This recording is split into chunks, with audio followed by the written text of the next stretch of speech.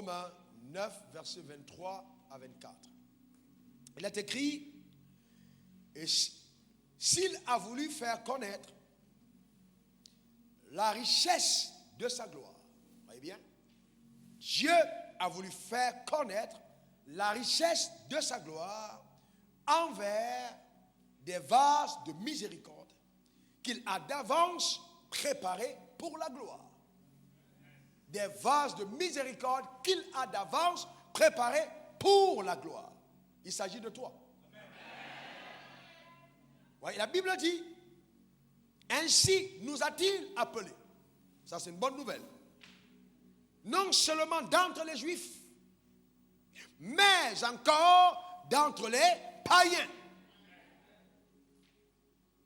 Père, que ton nom soit exalté, que ton nom soit béni, que l'honneur et la gloire te soient rendus pour ce jour solennel. Nous sommes à tes pieds, préparés à t'entendre nous parler, recevoir les instructions de la part de notre Maître et Seigneur. Père, utilise-moi encore aujourd'hui pour instruire ton peuple, pour guérir, pour bénir, pour restaurer, afin que ton nom soit célébré. Merci pour ta présence ici et partout au travers des ondes et des canaux de diffusion de ce message. Au nom de Jésus, nous avons prié. Quelqu'un dise Amen 3 fois. Amen, Amen. Tu peux t'asseoir dans sa merveilleuse présence. Donc cette série qui nous amène à la réflexion, c'est la série Le trésor dans le vase. Et nous avions dit que le vase, c'est l'humain, c'est l'homme, humos, créé à l'image, selon la ressemblance de Dieu, avant d'être manifesté plus tard sur la terre. Et nous avons vu qu'en manifestant l'homme sur la terre, le mandat que Dieu a assigné à l'homme était le mandat de la domination. Donc Dieu a pensé domination. Cependant, par la désobéissance d'Adam et la séduction d'Ève, les deux ont été déconnectés de Dieu et ont donc perdu la gloire qui était rattachée à leur existence. Mais nous avons vu que par l'amour de Dieu, parce que Dieu, prouvant son amour envers nous, a envoyé son Fils unique, Jésus, mourir à la croix. Donc, la mort de Jésus sur une croix n'était pas la naissance d'une nouvelle religion, mais le signal de la restauration des hommes avec leur Dieu. La réconciliation plutôt de l'homme avec Dieu. Donc c'était la réconciliation. Dieu voulait ramener l'homme à lui et non envoyer l'homme à l'assemblée. Non, ramener l'homme à lui. C'était le but. Le sang versé pour ramener l'homme à avoir une relation avec le Dieu. C'est très important. Donc, nous avons donc vu que toute personne qui est née de nouveau, selon 2 Corinthiens 5, verset 17, ou 1 Jean 12, cette personne d'abord est pardonnée. C'est-à-dire, la personne est pardonnée. Dieu l'a pardonnée. Et quand Dieu te pardonne, il t'a pardonné. Et ensuite, cette personne devient un enfant de Dieu. C'est par le pardon que nous devenons enfants de Dieu. Donc, nous avons une nouvelle identité.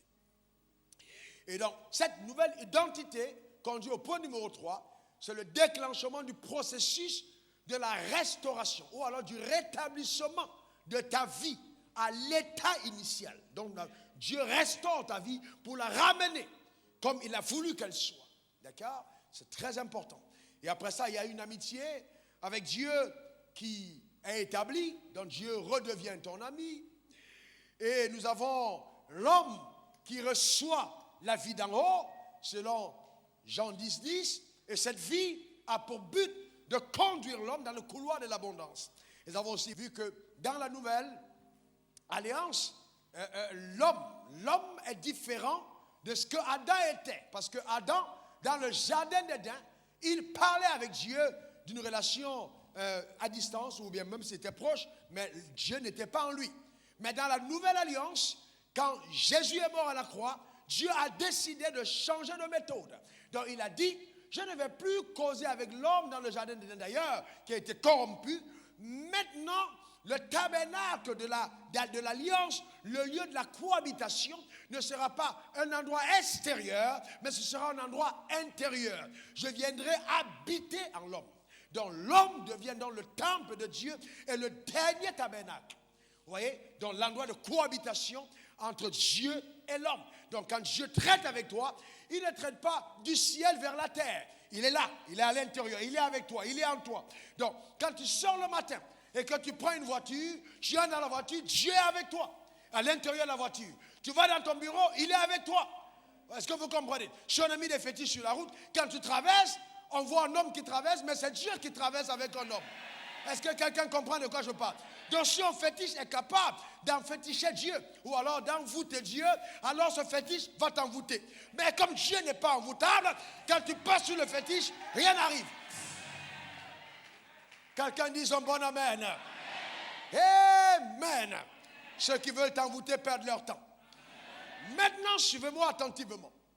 Vous devez comprendre ceci, et ça, c'est vital et vraiment fondamental. L'apôtre Paul, qui a une excellente révélation de la rédemption, appelle les humains, ceux qui ont accepté le Seigneur, des vases de miséricorde. Qu'est-ce que ça veut dire? Il conclut que la miséricorde de Dieu a été la base de notre rachat. Voyez-vous? Et qu'est-ce que c'est la miséricorde? La miséricorde, c'est, vous voyez, la manifestation de l'amour infini de Dieu qui nous donne de ne pas mériter le châtiment ou la punition que nous avons mérité parce que nous avons péché. Donc, c'est une manifestation incroyable, le châtiment, une manifestation de l'amour qui empêche le châtiment. Par exemple, il est écrit, l'âme qui pêche mourra. N'est-ce pas? Et donc, l'âme qui a péché doit mourir. Parce que Dieu est juste. Donc, la justice de Dieu te conduit tout de suite à la mort. Mais, la miséricorde de Dieu vient au secours de la faiblesse humaine. Et dit, ok, c'est vrai. C'est écrit, l'homme qui a péché mourra. Mais j'aime tellement l'homme que je n'ai pas envie de laisser l'homme mourir. Je lui accorde ma miséricorde. Donc, il ne va plus mériter le châtiment éternel, mais ma miséricorde engendrera pour lui la grâce. Afin que cet homme, au lieu de mériter le châtiment éternel, mérite plutôt ce qui ne méritait pas, la liberté. Est-ce que quelqu'un comprend de quoi je parle? Vous voyez, donc, la grâce de Dieu, qui est le fait que Dieu te donne de mériter ce que tu ne méritais pas, et que Dieu te rende capable de faire ce que tu ne pouvais pas faire, cette grâce est engendrée par la miséricorde. Donc c'est incroyable la miséricorde. C'est très très important d'avoir la révélation de la miséricorde. Terrible les gens qui pensent que Dieu m'a sauvé parce que je suis trop bon. Dieu m'a sauvé parce que je suis meilleur que les autres. Dieu m'a sauvé parce que je m'habille différemment. Dieu m'a sauvé parce que je vais dans telle assemblée. Ça, c'est un mensonge. Et c'est l'ignorance. D'ailleurs, c'est des indicateurs crédibles d'un orgueil qui est latent en toi. Non, Dieu ne t'a pas sauvé parce que tu étais meilleur. Il t'a sauvé par grâce. Dans la miséricorde de Dieu, t'a arraché de la destruction. Et tu dois tout à l'amour de Dieu. Il t'a aimé. Vous savez, je vais vous dire une chose bien aimée. Dieu t'a aimé quand tu ne savais pas parler. Il t'a aimé quand tu ne savais pas prier. Il t'a aimé quand tu avais 5 gars. Il t'a aimé quand tu avortais. Il t'a aimé quand tu te masturbais. Il t'aimait déjà. Pendant que les prédicateurs disaient, tu vas aller en enfer. Dieu a dit, non, non, non, il n'ira pas en enfer, je l'aime. Je ne veux pas qu'il aille en enfer, je l'aime. Est-ce que quelqu'un comprend de quoi je parle? Et il a tout fait. Il a tout fait par son amour pour t'amener à lui.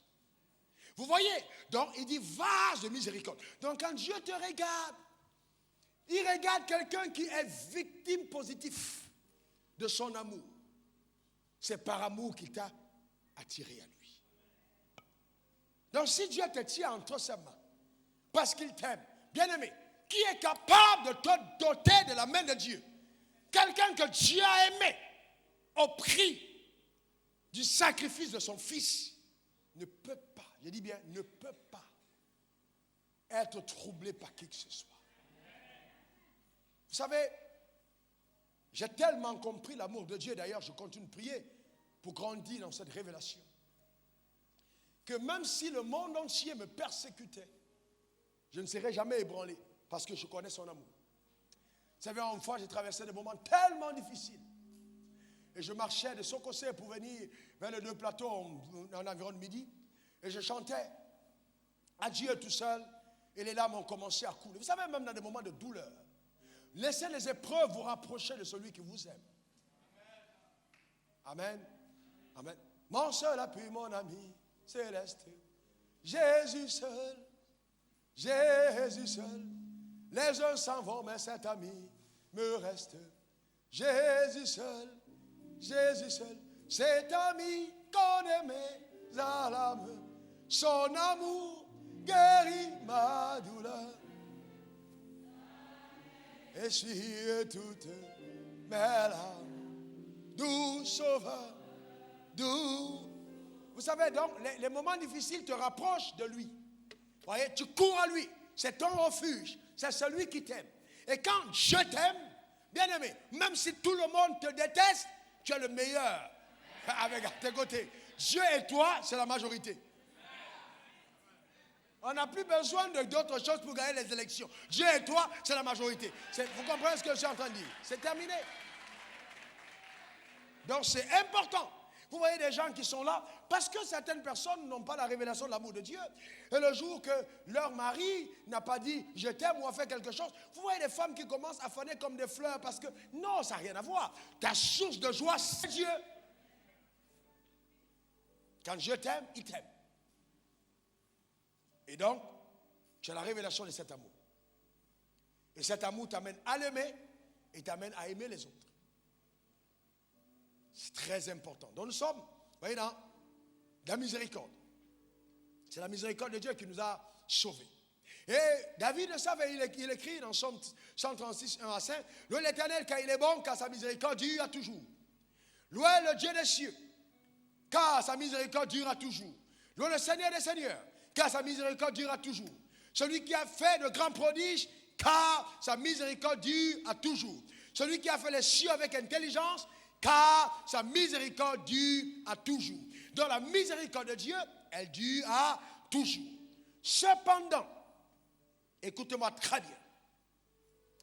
Quelle est la raison pour laquelle Dieu s'est empressé de te sortir du monde, de t'appeler à lui, de te sauver? Quel est le but, quelle est la raison pour laquelle il t'a sauvé? Il t'a sauvé parce qu'il y a un plan. Il t'a sauvé parce qu'il y a un script, parce qu'il y a un scénario dont tu es l'acteur. Il t'a recruté pour l'accomplissement de ce plan. Ne fais pas mentir les plans de Dieu, car ils dépendent de ta capacité à lui obéir. Quelqu'un dit un bon amen. Il faut aimer l'obéissance. L'obéissance n'est pas le piment. Quand on dit obéissance aujourd'hui, les gens baissent la tête. Il faut aimer obéir. D'accord? Éphésiens 2, verset 10. Car nous sommes son ouvrage. Dis, je suis l'ouvrage de Dieu. Encore, je suis l'ouvrage de Dieu. Vous voyez? Donc, quand on parle d'ouvrage, tout de suite, on fait allusion à un potier. Je suis l'ouvrage. Je suis l'ouvrage. Donc, si je suis un vase, rappelons-nous, au départ, Dieu a formé l'homme de la poussière du sol. Donc, l'homme a la forme que Dieu lui a donnée. C'est pour ça que le vase, d'accord, c'est l'homme, et Dieu, c'est le potier qui a formé l'homme. Et la Bible dit qu'on a été recréé en Jésus-Christ pour les bonnes œuvres que Dieu a préparées d'avance afin que nous les pratiquions. Donc, quand Dieu forme le vase, ou qu'il recrée le vase qui avait été détruit, qui avait été endommagé, et qu'il le ramène dans le royaume, c'est parce que à ce vase est rattachée une mission précise. Dieu pense un but en ce qui concerne ce vase. Donc je suis sauvé pour accomplir le plan de Dieu. La raison pour laquelle nous sortons des ténèbres vers la lumière, c'est qu'il y a un plan de Dieu qui est en marche. Quelqu'un dise Amen. Amen. Quelqu'un dise encore Amen. Amen. Maintenant, regardons ce que la Bible dit dans Ésaïe 45, versets 9 à 15. On va lire juste les 2 premiers versets. Mais alors 9 à 15. Notez plutôt 9 à 15, on va lire les 2 premiers. Malheur à qui conteste avec son Créateur. Malheur à qui conteste avec son Créateur. Vase parmi des vases de terre. L'argile dit-elle à celui qui l'a façonné, que fais-tu? Voyez? Est-ce que l'argile dit à celui qui l'a façonné, que fais-tu? Vous avez déjà vu l'argile? Pendant qu'on est en train de façonner, on donne un truc et puis l'argile s'arrête et vous dit, mais qu'est-ce que tu es en train de faire? Vous avez déjà vu ça quelque part?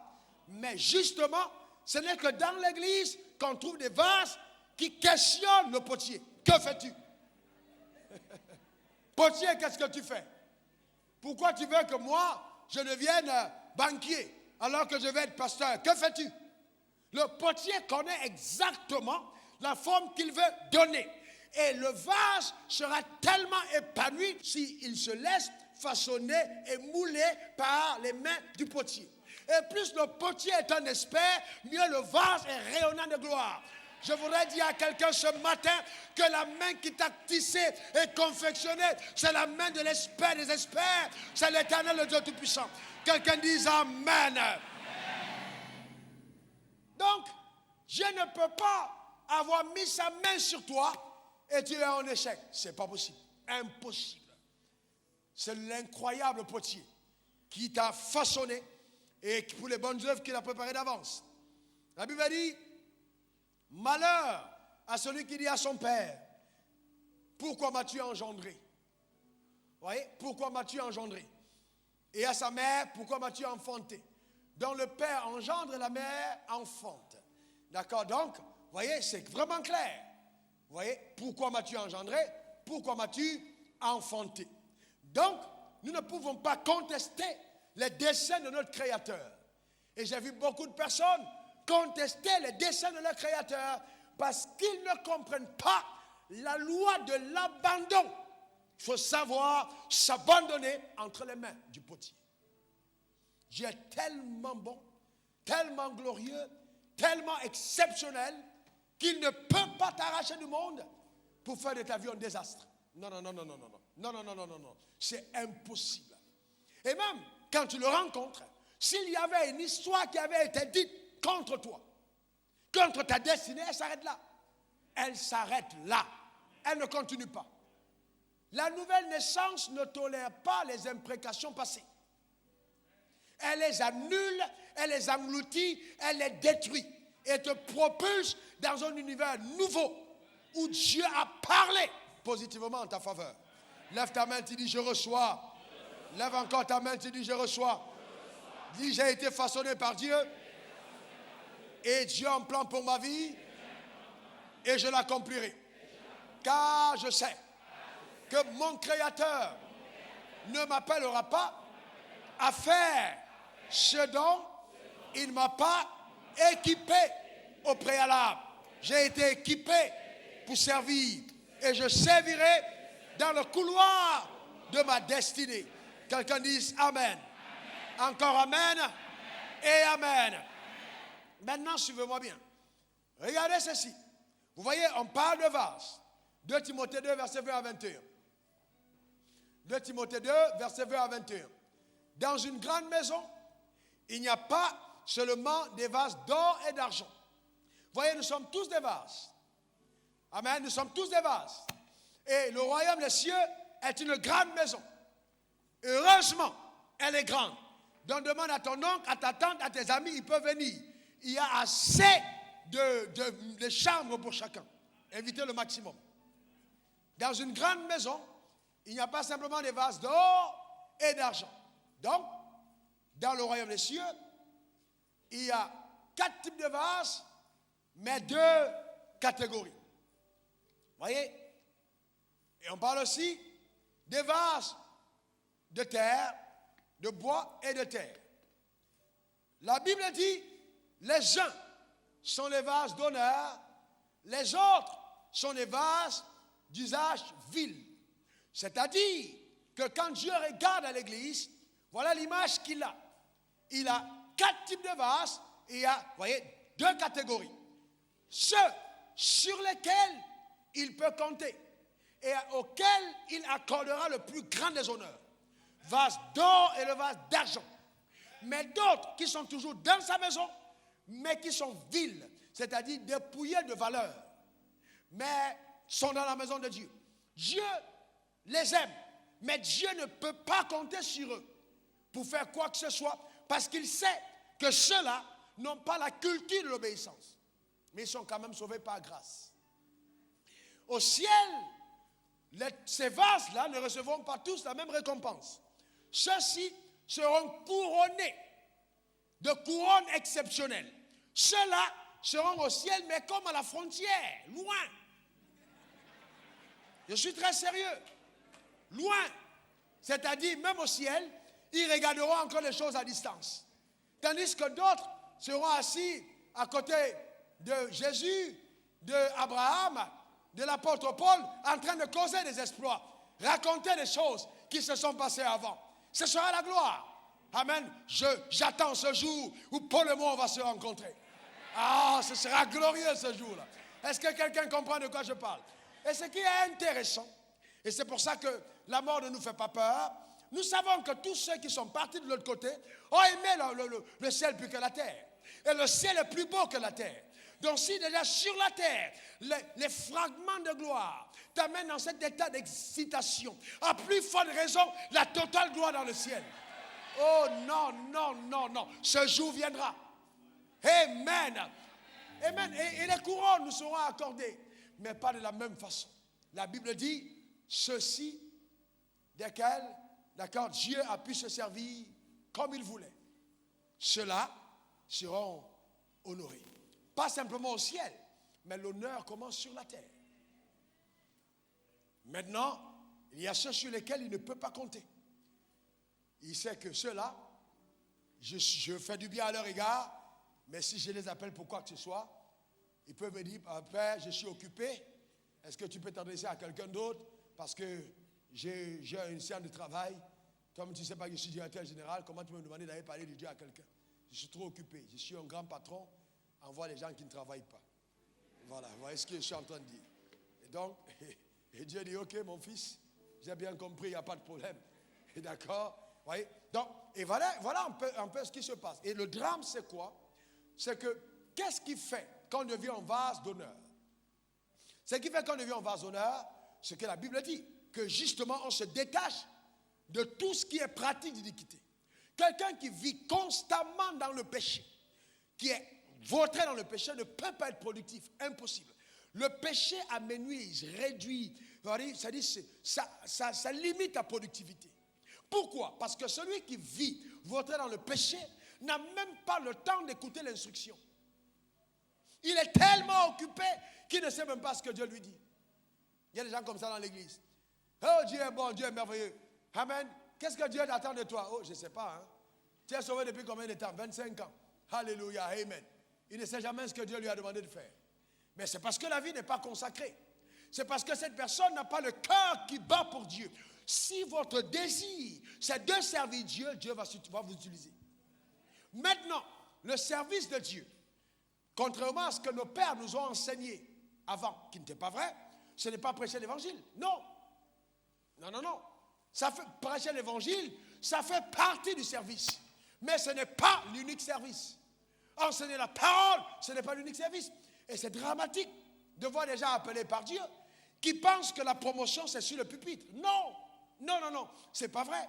Que dira le footballeur? Que dira le peintre? Que dira un artiste? Que dira le politicien? Que dira l'économiste? Non, chacun est appelé. Que dira l'avocat? Que dira le notaire? Que dira le chef d'entreprise? C'est un appel. Donc chacun d'entre nous devra servir dans le couloir de son appel. Ce n'est pas venir à l'église, chanter matin et soir. Non. On peut chanter sans être productif. Le problème, c'est la productivité. Est-ce que je suis utile aux mains de mon maître? Est-ce que Dieu peut compter sur moi? Et c'est la raison pour laquelle certains d'entre nous sont privés de ressources financières. Parce que Dieu sait qu'il ne peut pas compter sur vous. Écoutez-moi très bien, Dieu ne vous donnera jamais ce que vous acceptez de mettre avant lui. Il ne va pas être l'auteur de l'idolâtrie. Parce qu'aimer quelque chose plus que Dieu, c'est être idolâtre. Donc comme il ne veut pas être l'auteur de l'idolâtrie, il ne te donnera jamais rien qui passera avant lui. Même le mari et la femme, c'est inclus. Vous voyez des gens, pourquoi tu ne peux pas dire, non, mon mari a dit, ton mari n'est pas Dieu. Il ne faut pas saphirasser ta foi. Hein? Donc, il ne faut pas être une femme saphira. Est-ce que quelqu'un comprend de quoi je parle? Non, je suis mon mari, je suis soumise, mais pas jusqu'aux extrêmes de ma destinée. Non. Je n'irai pas avec toi aller adorer le diable parce que je suis ta femme. Je suis désolé. Mon âme sera jugée seule et le mariage ne continuera pas au ciel. On n'a qu'à bien s'entendre là-dessus, monsieur. Tu as trouvé une fille d'Abraham. Amen. Donc c'est clair, il faut bien qu'on soit clair à ce dessus. Ne pensez pas, ne mettez pas des choses qui n'ont aucune valeur devant. Le salut est plus important. À quoi sert-il un homme de gagner ce monde s'il perd son âme? Ton âme a une plus grande valeur. Donc, ta conduite a un sérieux impact sur ta productivité. Comment est-ce que tu te conduis? Ta conduite. Plus on se met à part, mieux on arrive à être utilisé par Dieu. On se met à part. Dites-moi, si samedi soir, vous avez des anniversaires, votre pasteur avec vous, à la fête jusqu'à 2h du matin. Amen, on est ensemble, alléluia. Et puis, dimanche matin, il y a quelqu'un qui est à l'hôpital, il y a une réunion, il faut d'abord aller, et on y va. Et on vient ici, moi, me penser, est-ce que vous me prendrez au sérieux? Les gens qui ne se mettent pas à part ne sont pas utiles. Mettez-vous à part. Séparez-vous. Mettez-vous à part. Séparez-vous. Bien-aimés, je vais vous dire une chose. Plus Dieu vous utilise, mieux il vous isole. Et vous commencez à vivre la solitude des sommets. Les gens ne vous comprennent plus. Votre passion et votre engagement vous séparent de certaines personnes.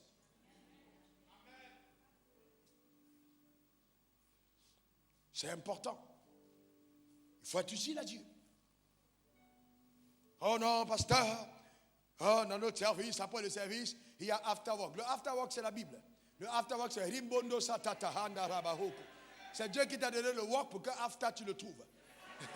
Est-ce que quelqu'un comprend de quoi je parle? Amen. Alléluia. C'est pas aller dans les cabarets et tout. Non, je suis désolé. Est-ce que quelqu'un comprend de quoi je parle?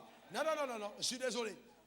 Vous comprenez ce que je suis en train de dire? Vous devez être ferme dans votre conduite pour être utile à Dieu. Votre témoignage. Dites-moi, si vous êtes dans les mêmes micmacs avec les païens, comment vous les parlez de Dieu?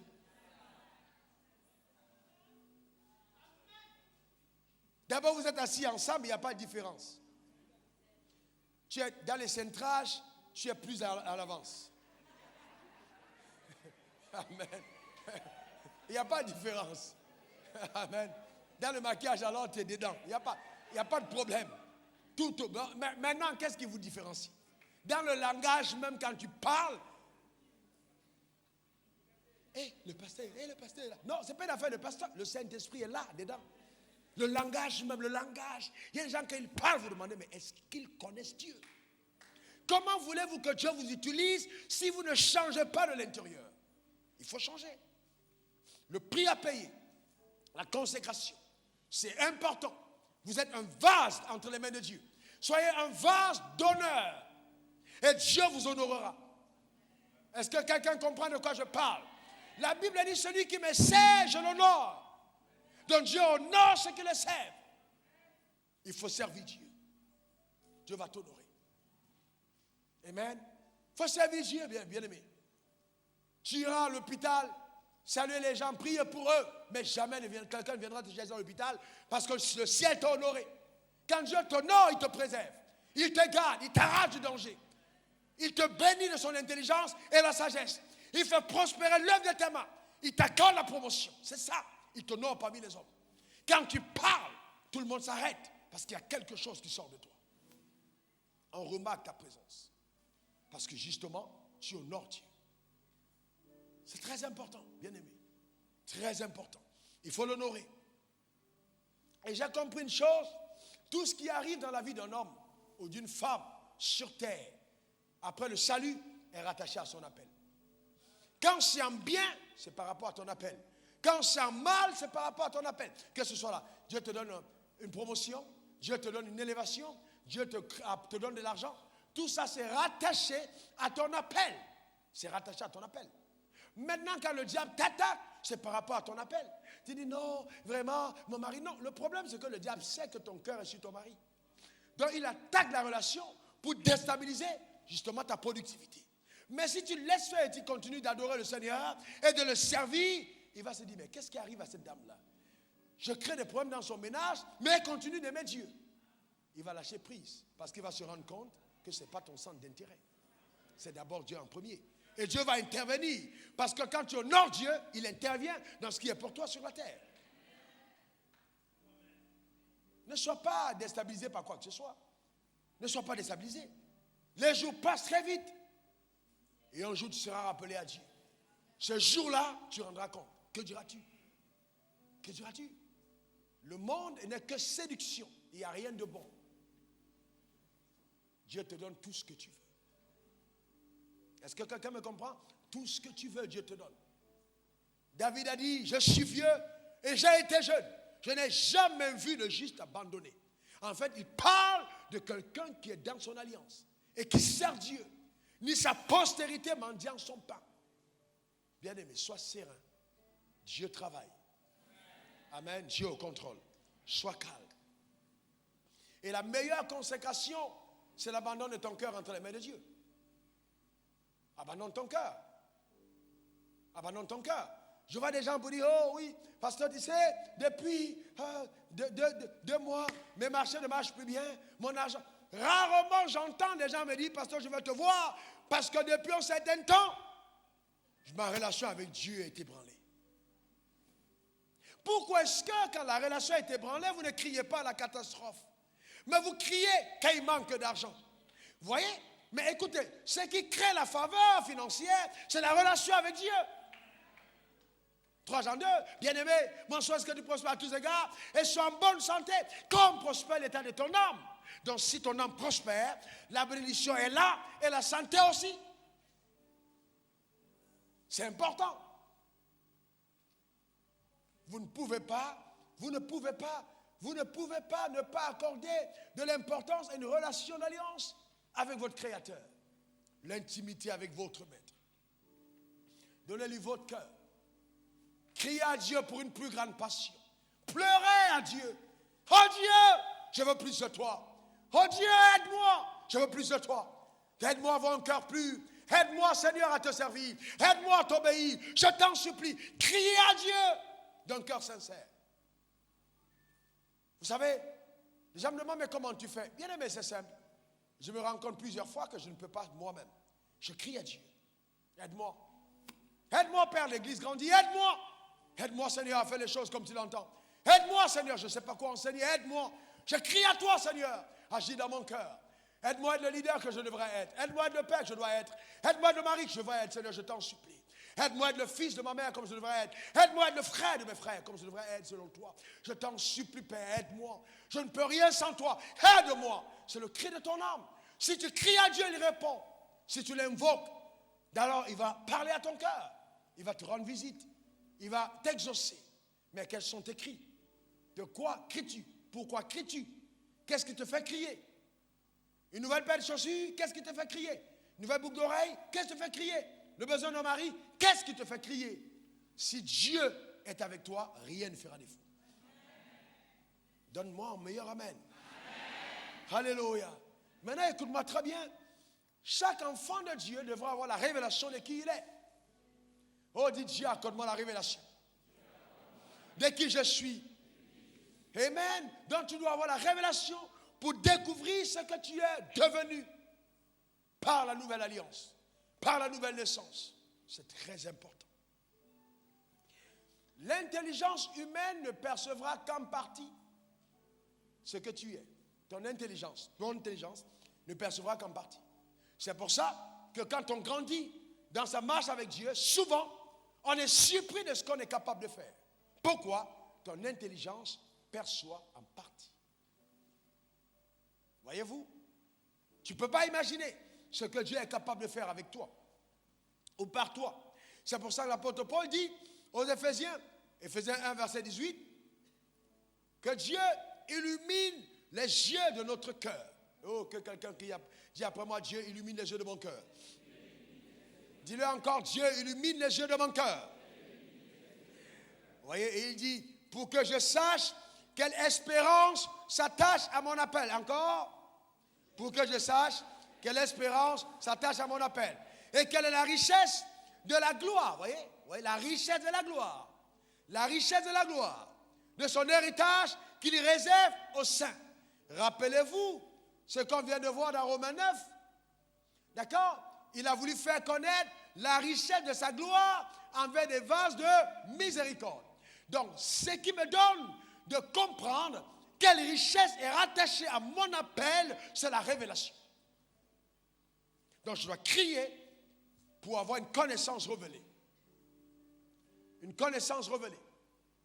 Qu'est-ce que c'est une connaissance révélée? C'est une connaissance qui te vient par le Saint-Esprit et non par les discours d'un homme. Le Saint-Esprit t'amène à percevoir la réalité à ton sujet. Quelqu'un dise encore Amen. Vous voyez, je vais demander à quelqu'un de venir. Très bien. Regardez, la Bible dit, et deux autres personnes de venir. Deux autres personnes de venir. Ça, c'est le croyant. Une autre personne? Très bien, merci. Ça, c'est le croyant. Lui, c'est la richesse. Lui, c'est la gloire. Ou la force. La Bible dit, je prie que vous sachiez quelle est l'espérance qui se rattache à votre appel. Les croyants de cette génération se comportent comme ça. Dieu est ici et tournent le dos à Dieu et ils poursuivent la richesse et la gloire. Et les deux fuient. Voilà. Il ne peut pas les attraper parce que eux, ils savent, revenez, qu'ils ont été conçus pour lui. Donc ils doivent se soumettre à lui. Mais ils ne peuvent pas se soumettre à lui tant que lui, il n'est pas soumis à Dieu. Rappelez-vous de Pierre. Il est allé dans les eaux. Il a pêché toute la nuit. Et rien n'est arrivé. Pas parce qu'il n'y avait pas de poisson, mais parce qu'il n'y avait plus de présence de Dieu avec Pierre. Dieu n'était plus avec lui. Quand Dieu n'est pas avec toi, les choses ne marchent pas comme elles devraient marcher. Alors, Jésus apparaît sur le rivage.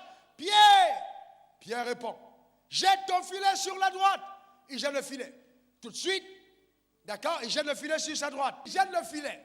Au même instant, comme eux, ils réalisent que cette fois-là, ce n'est pas l'effort de Pierre, mais l'obéissance de Pierre à la voix de Dieu.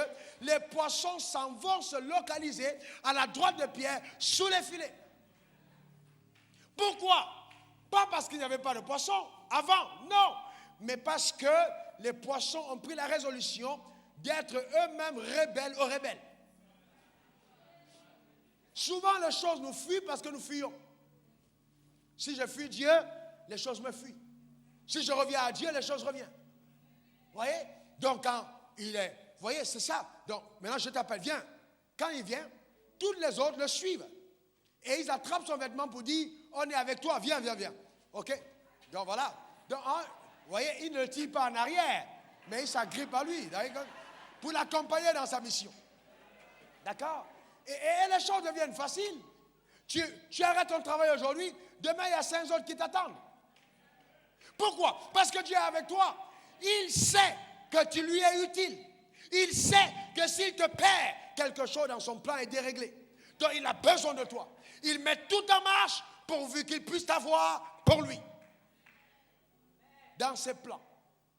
Et partout où tu t'en vas, ça t'accompagne. Le vrai problème, c'est que beaucoup d'entre nous vivons notre vie dans la foi à l'envers. On veut d'abord s'assurer qu'on a ça pour venir à Dieu. Et Dieu dit jamais. Jamais. C'est pas ça. Tu ne vas pas d'abord attendre d'avoir tout ça pour venir à moi. Moi, je prends l'indigent de la boue. Je le fais asseoir avec les rois à leur table. Amen. Je te donne des bénédictions qui sont préparées d'avance. Donc, je n'ai pas besoin que tu viennes avec ce que tu cherches. Laisse ça de côté. Laisse-moi te donner ce qui est préparé. Je prophétise sur ta vie que tout ce qui a été préparé pour toi, tu l'obtiens sur la terre. Au nom suprême de Jésus. Et que la main de Dieu se déplace sur ta destinée. Quelqu'un dise un bon amen. Quelqu'un dise un bon amen. Alléluia. Et vous voyez, si je suis devenu surnaturel, ce qui m'amène à vivre la plénitude de ce plan de Dieu pour moi, c'est la foi. Quelqu'un dise la foi. Eh bien, c'est la foi qui t'a permis d'entrer dans le royaume. Pourquoi veux-tu continuer de vivre sans elle? Galates 3, verset 11, Hébreux 10, 38. Le juste vivra par la foi. C'est par la foi qu'on est sauvé. Ephésiens 2, verset 8. Donc, écoutez très bien, c'est très important de le comprendre. C'est par la foi. OK? Par la foi. C'est-à-dire, la grâce par le moyen de la foi. Donc la foi nous permet de saisir les grâces. Donc si j'opère par la foi, alors le surnaturel devient totalement accessible et démontrable. Une personne qui vit par la foi est condamnée aux exploits remarquables. Quelqu'un me donne un bon amen. C'est ça les exploits remarquables, c'est par la foi que ça marche. C'est par la foi. Vous voyez, bien aimés, nous devons comprendre qu'il y a eu une invasion de puissance dans nos vies le jour de notre baptême par le Saint-Esprit. Une invasion de puissance. Acte 1, verset 8. Mais vous recevrez une puissance, le Saint-Esprit survenant sur vous, et vous serez mes témoins à Jérusalem, dans toute la Judée, dans la Samarie et jusqu'aux extrémités de la terre. Il dit, vous serez mes témoins. C'est une promesse qui a été faite par le Père. Vous recevez une puissance. Comment est-ce qu'on reçoit la puissance? Quand le Saint-Esprit survient sur nous. Qui a reçu le Saint-Esprit ici? La puissance de Dieu est avec toi. Amen. Dis, elle est là, la puissance. Dis, la puissance de Dieu est avec moi. Encore, la puissance de Dieu est avec moi. Et regardez ce que la Bible dit dans Luc 3, verset 22. Et le Saint-Esprit descendit sur lui, sous une forme corporelle, comme une colombe. Et une voix se fit entendre du ciel, ces paroles. Mon fils, tu es mon fils bien-aimé. En toi, j'ai mis toute mon affection. Donc, le Saint-Esprit a dû lui-même descendre sur Jésus. Sous une forme corporelle, comme une colombe. Et comme je l'ai déjà dit, le Saint-Esprit n'était pas une colombe. Non, nous sommes à la Pentecôte. Arrêtez de dessiner la colombe en disant que c'est le Saint-Esprit. Le Saint-Esprit n'est pas un oiseau. Mais on parlait de la douceur qui caractérise sa venue. Une douceur, mais il est descendu sous une forme corporelle et est entré en Jésus. D'accord? Et donc, quand le Saint-Esprit est entré en Jésus, alors la puissance de Dieu était sur lui. Vous savez, Jésus n'a pas commencé son ministère sans cet acte. Vous ne pouvez pas faire ce à quoi Dieu vous a appelé sans le Saint-Esprit. Il est indispensable. Dans les vases que nous sommes, vous voyez, ont besoin de la présence du Saint-Esprit en nous. Cette présence est la garantie d'une vie de puissance. Amen. Dans la puissance, ce n'est pas pour le pasteur, ce n'est pas pour le prophète. La puissance, c'est pour le croyant. Dis, c'est pour le croyant. Alléluia. Amen. Et vous voyez, souvent on dit, ok, à tort d'ailleurs. Non, Jésus était Dieu. Donc Jésus était capable de grands miracles. Nous sommes les hommes. On a reçu l'Esprit avec mesure. Lui, il a reçu l'Esprit sans mesure. Mais c'est un mensonge. Je crois que c'est Jean 3, verset 34. Regardez ce qui est écrit. En effet, celui que Dieu a envoyé dit les paroles de Dieu. Oh, lève ta main droite. Dis, je dirai les paroles de Dieu. Encore, je dirai les paroles de Dieu. Maintenant, arrêtons-nous là un moment. On dit celui que Dieu a envoyé. On n'a pas dit où. Je vous pose une question. Si tu es notaire et que Dieu t'envoie chez le notaire pour parler de lui, il t'a envoyé ou pas? Si Dieu t'envoie chez ton voisin, il t'a envoyé ou pas? Très bien. Si Dieu t'envoie chez les footballeurs, il t'a envoyé ou pas? Parfaitement. Donc quand Dieu t'envoie, d'accord, la Bible dit que quand il t'envoie, il te donne l'esprit sans mesure. Donc il ne mesure pas l'esprit qu'il te donne. Dans la nouvelle alliance, c'est écrit. D'accord? Parce que Dieu lui donne l'esprit sans mesure. Donc il n'y a pas de mesure. Donc tu n'as pas reçu un demi-Saint-Esprit. D'accord? Certains d'entre nous pensons quand moi je suis né de nouveau, je priais, oh Dieu, je veux la puissance pour prier pour les malades, je veux la puissance. Non, la puissance est arrivée avec le Saint-Esprit. Mais l'ignorance est terrible. Si tu ne prends pas conscience de la puissance qui est en toi, elle n'agira pas. Elle est là. La puissance est là. Et vous voyez, c'est dramatique. Beaucoup de prédicateurs de cette alliance enseignent l'évangile avec la mentalité de l'Ancien Testament. Oh, le Saint-Esprit est descendu sur moi. Oh, Saint-Esprit descend. Non. C'est comme ça qu'on parlait dans l'Ancien Testament. Dans le Nouveau Testament, on ne dit pas le Saint-Esprit descend sur moi. On dit revêtu de la puissance. Ou alors rempli de Saint-Esprit. Pas le Saint-Esprit descend. Il n'est pas besoin de descendre. Il est déjà là. Saint-Esprit descend. Seigneur. Descend. Seigneur. Quand sur la terre agit. Et on est convaincu qu'on est trop spirituel. Oh, descend. Oh, Saint-Esprit, descend. Non, non, non. Il peut descendre sur un lieu où nous sommes, mais il est déjà en nous. Et donc, c'est important de comprendre qu'il est là. Lève ta main droite, dis le Saint-Esprit est là.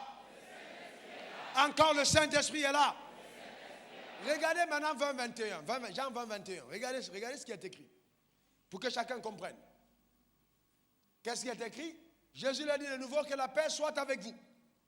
Tout comme le Père m'a envoyé, moi aussi je vous. Et quand le Père l'a envoyé, l'a-t-il envoyé avec un esprit mesuré? Non.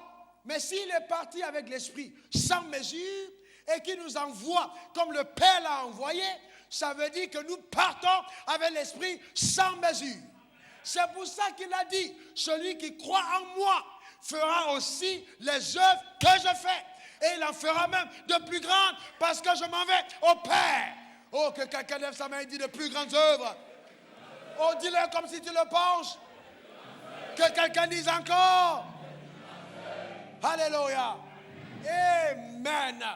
Que Dieu ouvre tes yeux et que tu réalises de quoi tu es capable. Amen. Voici votre problème. Vous appelez toujours à vos pasteurs et certains messages ont été prêchés dans l'intention de vous maintenir en captivité. Il y a des gens qui donnent des messages et ils ramènent la présence de Dieu en eux. La puissance de Dieu en eux. Oh non, si je ne suis pas là, rien ne se passe. Ça, c'est le message de l'Ancien Testament. Dans le Nouveau Testament, le voile du temple est déchiré de haut en bas. Il est écrit, voici les signes qui accompagneront ceux qui auront cru. Pas les pasteurs, mais ceux qui ont cru. Écoutez-moi très bien. Il y a des pasteurs qui n'ont pas cru.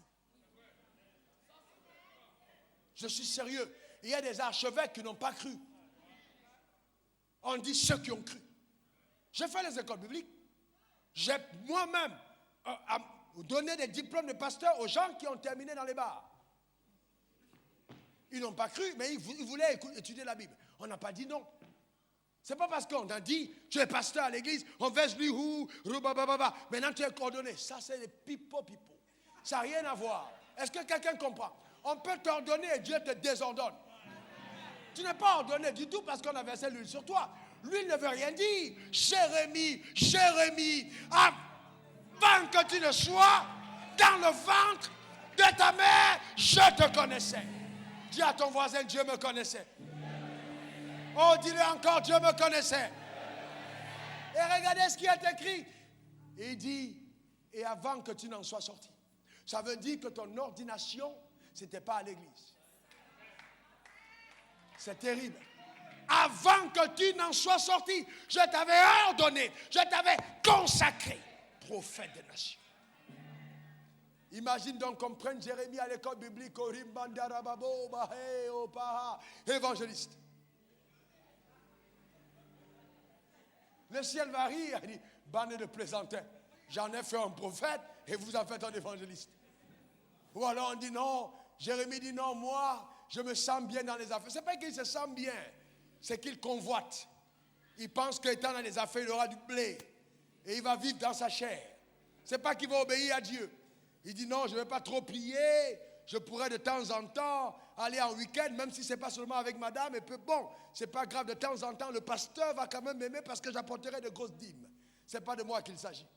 Donc, vous comprenez de quoi je parle. C'est très important. Reste dans le couloir de ta destinée, de ton appel. Là où Dieu t'a choisi et consacré. Maintenant, suis-moi très bien. Quand Dieu te choisit, quand il t'a choisi avec huile ou sans huile, avec onction ou sans onction, avec reconnaissance ou sans reconnaissance, le ciel se tient à tes côtés. C'est pour ça que l'apôtre Paul contestait, dit, je ne suis allé consulter ni la sienne ni le sang. Je suis entré dans mon couloir. Et plus tard, on a dit, ce gars-là, Dieu est avec lui. Écoutez-moi très bien, arrêtez les systèmes humains. Dieu t'a choisi. Même ton père que je suis peut ne pas comprendre. Et n'attends pas que j'approuve.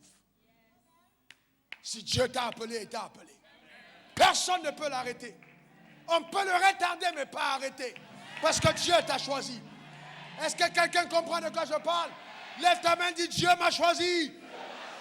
Encore Dieu m'a choisi. Alléluia. Amen. Et certains d'entre vous, souvent, ce que j'attends, c'est de voir si vraiment Dieu vous a choisi. Il y a des gens qui se choisissent eux-mêmes parce que ça n'a pas marché ailleurs, pas reçu à l'école. Tu dis jamais les notes, dernier en classe, et puis ils disent, bon, Dieu m'a appelé. Comment est-ce que Dieu t'a... Non, j'étais là, je dormais, il dit, j'étais... Non, c'est pas comme ça. Hein? Il t'a appelé même avant que tu ne savais que tu étais appelé. Donc ne m'impressionne pas, Dieu m'a appelé. Non, non, non, non. Chacun d'entre nous, on appelle. Et cet appel est rattaché à tes ADN. C'est à l'intérieur, il t'a choisi. Est-ce que quelqu'un comprend de quoi je parle? Arrêtons la religion. Qui a consacré Élie? Dis-moi qui l'a consacré. Qui a servi comme lui? Qui a consacré Jean-Baptiste? Qui a versé l'huile sur les 12? Ce n'est pas parce qu'on n'a pas mis l'huile. Non. Le plus important, c'est l'huile de sa présence. Est-ce qu'elle est avec toi? Dites-moi honnêtement, qui a consacré Abraham? Qui a été puissant comme Abraham? Arrêtons les systèmes humains. Suis-je en train de dire qu'il n'y a pas d'ordre? Oui, il y a de l'ordre. Mais au-delà de toutes ces pratiques ecclésiastiques, restons dans la pensée de la révélation de Dieu. Qui est ce Dieu qu'on sert? Est-ce que vous comprenez? Certaines personnes savent que quand ils vous mettent dans les systèmes, ils en systématisent. Ou alors ils embrigadent votre destinée pour eux. Fais ce à quoi Dieu t'a appelé. J'ai dit aux gens qui sont autour de moi, si ton appel passe par le fait de me dire au revoir, je serai la première personne à t'accompagner. Ce n'est pas une affaire de s'asseoir, c'est une affaire de servir. Quel est ton appel? Il faut servir Dieu. D'accord? Il faut servir. Lève ta main droite, il dit, oh Dieu, je veux te servir. Encore, je veux te servir. Bien-aimé, nous entrons dans l'ère de la capacité illimitée. Dis, je suis illimité. Ce n'est pas ADSL que je suis en train de dire. J'ai dit illimité. Ce n'est pas 8 gigas, on dit tu as consommé tout. Non, tu es illimité. Téléchargement comme tu veux, vitesse rapide. Tu es illimité. Est-ce que quelqu'un comprend de quoi je parle? Amen. Dis la puissance à moi est illimitée. Philippiens 4, verset 13. Je puis tout par Christ qui me fortifie. Est-ce que je peux voir la main de ceux qui peuvent tout dans cette salle? Est-ce que je peux voir la main, même loin, de ceux qui peuvent tout? Lève ta main vers le ciel. Dis, je puis tout par Christ. Oh, dis-le avec enthousiasme. Alléluia. Amen. La capacité est illimitée. Ensuite, tu es né pour vaincre. Quelle que soit la personne qui essaie de se battre contre moi, le résultat est connu d'avance. Il perd. Je reprends. Quelle que soit la personne qui se bat avec moi d'avance sur cette terre, il perd. Même si c'était un ange. Vous n'avez pas compris de quoi je parle. Je dis même si c'était un ange. Aussi longtemps que je marche dans le couloir de mon appel, il n'y a aucune entité qui me bat sur la terre. J'ai été conçu pour vaincre. La Bible dit dans 2 Corinthiens 2, verset 14, grâce soit rendue à Dieu, qui nous fait toujours triompher en Christ. Amen. Lève ta main et dis, je triomphe toujours. Encore, je triomphe toujours. Écoute-moi bien, bien-aimé, laisse les sorciers de ton village s'agiter. Toi, tu triompheras toujours. Jérémie 1, verset 19, ils te feront la guerre, mais ils ne te vaincront pas, car je suis avec toi pour te livrer. N'est-ce pas vrai? Est-ce que c'est vrai pour toi? Est-ce que Dieu est avec toi? N'a-t-il pas dit ça à un homme de l'Ancien Testament? N'a-t-il pas dit ça à un prophète de l'Ancienne Alliance? S'il dit ça à Jérémie, à plus forte raison, toi, en qui il habite?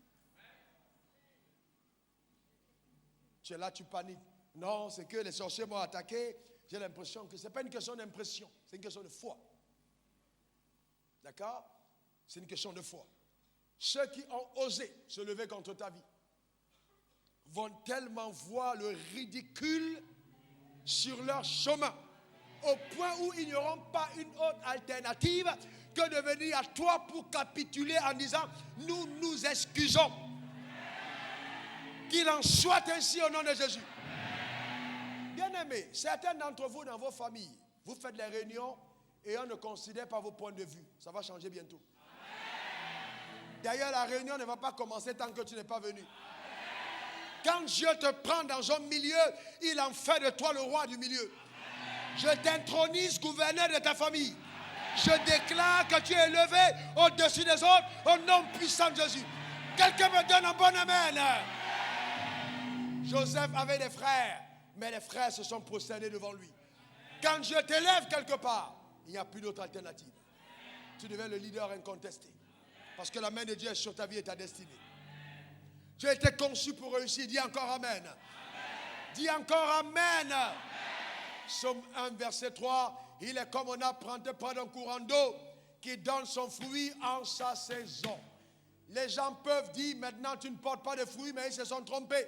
Ta saison n'était pas arrivée. Quelqu'un n'a pas compris de quoi je parle. Ta saison n'était pas arrivée. Ce n'était pas la stérilité, mais c'était un décalage de saison. Maintenant, je déclare sur ta vie que la saison est arrivée. Tu portes le fruit en ta saison au nom suprême de Jésus.